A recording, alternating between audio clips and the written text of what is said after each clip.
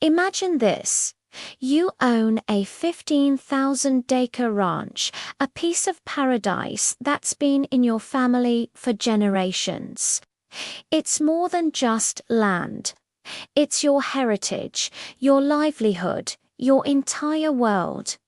Then one day you get a notice. Your homeowners association, an organization you barely interact with, has sold your ranch, all of it, illegally, out from under you, without your consent, for a fraction of its worth.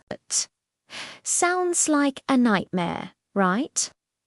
Well, for me, this nightmare became a reality. My name is Stephen, and this isn't just a story. It's the chronicle of a battle that pushed me to the brink. The story begins on my sprawling ranch in northern Arizona, a place of rugged beauty and quiet solitude. For years, my relationship with the local HOA was practically non-existent. They managed a small subdivision miles away, and I paid my modest annual dues without a second thought. Our worlds were separate, or so I thought. The first sign of trouble was a certified letter. It was a notice of foreclosure. I was stunned. Foreclosure? For what? The letter claimed I owed thousands in unpaid dues and fines. I called my lawyer immediately.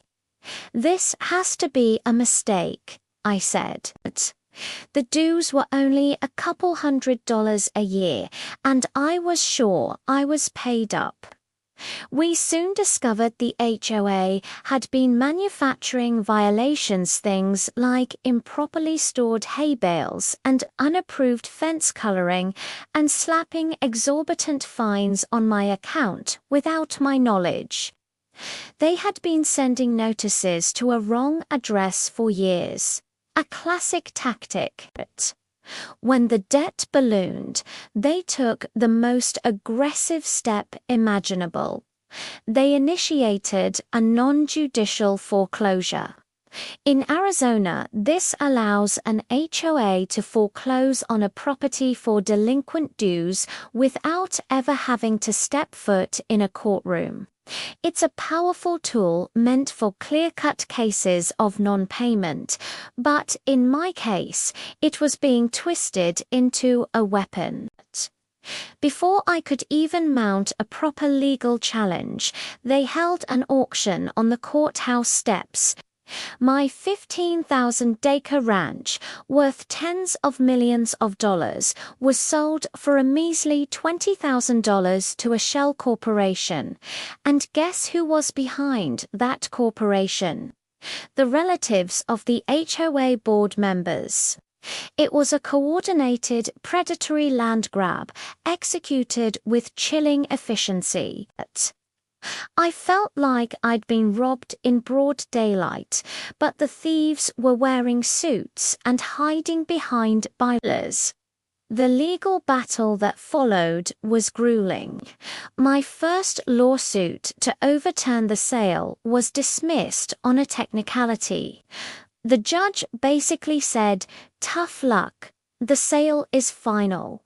I was devastated. I'd lost my home, my heritage, and my faith in the justice system. The HOA and their cronies were celebrating, thinking they'd gotten away with it.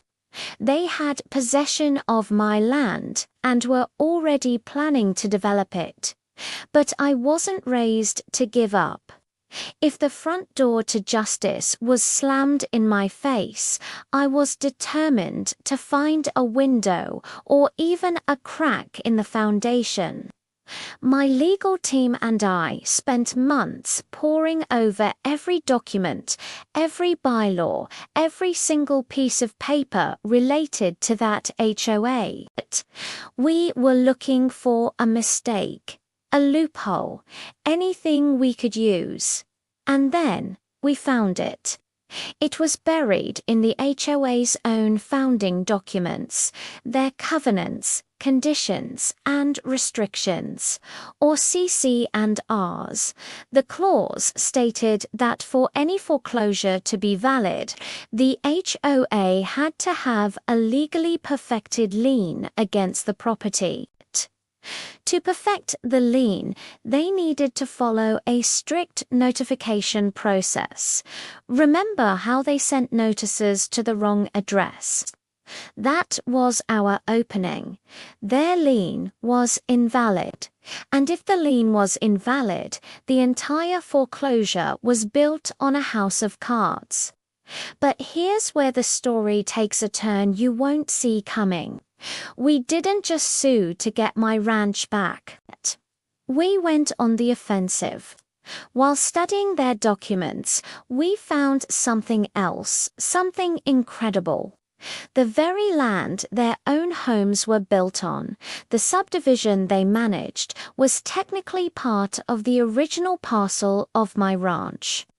The legal description in the master deed had a clerical error from decades ago. Legally speaking, their properties were still tethered to my original title. So, while they held an illegal title to my ranch, I held the superior original title to their land. It was the ultimate checkmate. I had the legal standing to do to them exactly what they had done to me. So I did. I formed my own corporation, followed every legal procedure to the letter, and initiated foreclosure proceedings. Not on the HOA as an entity, but on the individual homes of the board members who had orchestrated the theft of my ranch. The panic was immediate.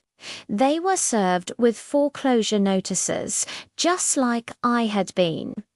Suddenly, the shoe was on the other foot. They were the ones facing the loss of their homes over a legal battle they started. They called me, they sent lawyers, they offered to give the ranch back immediately. But it was too late for simple apologies. They had tried to ruin my life, and I wanted to make sure they understood the gravity of their actions. I let the legal process play out. I attended the auction on the courthouse steps, not as a victim, but as the bidder. I bought their homes, one by one, for pennies on the dollar, the same way they had bought my ranch. I was now the legal owner of the houses of the very people who had made me homeless. The satisfaction wasn't in the revenge. It was in the justice. I didn't evict them. I didn't want to become the monster I was fighting. Instead, I offered to sell their homes back to their fair market value. The proceeds from those sales were used to pay off my staggering legal bills and to fund a new initiative to help other property owners fight back against predatory HOAs. My ranch was returned to me. The illegal sale was nullified. The HOA was dissolved, and the board members faced their own legal repercussions. I learned that the law can be a labyrinth, but if you have the persistence to navigate it, you can find justice. My story is a warning about the unchecked power of some HOAs, but it's also a testament to the fact that you should never ever give up the fight for what is rightfully yours. Thank you so much for watching and for letting me share this incredible journey with you. If you found this story compelling, please hit that like button and subscribe to the channel for more content. I'd love to hear your own experiences with HOAs in the comments below. Stay strong and never back down.